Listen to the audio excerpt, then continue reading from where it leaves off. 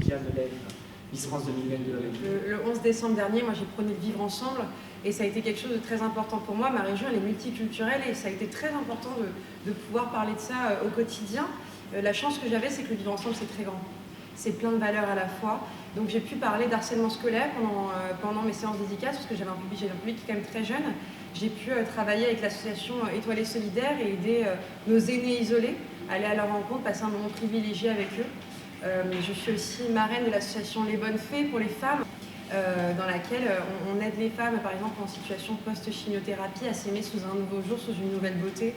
Aussi les femmes en situation monoparentale. Finalement, en fait, c'est les Français qui m'ont guidée dans les valeurs que je voulais leur montrer.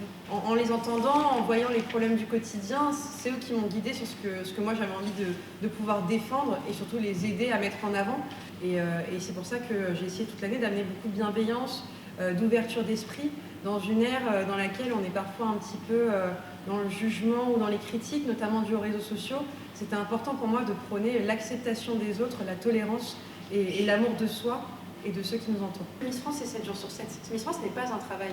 Miss France, c'est un titre. Aujourd'hui, je suis Miss France, mais le 17 décembre prochain, quand je rendrai ma couronne, je serai toujours Miss France.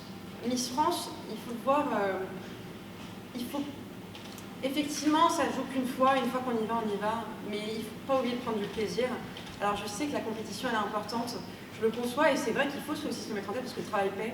Moi, je le dis à chaque fois, l'écharpe, si je l'ai eu, c'est parce que j'ai travaillé pour. C'est pas un coup de la chance, c'est pas un coup du destin. J'ai travaillé pour l'avoir. La compétition n'est pas avec les autres. La compétition, elle est avec elle-même et c'est ça qu'elles doivent se rappeler. Il faut réveiller le chauvinisme de chez soi. Finalement, c'est comme ça que ça marche. C'est un peu comme une campagne électorale. Il faut réussir à ramener sa région avec soi. J'ai pas l'impression de m'être travestie pendant cette année.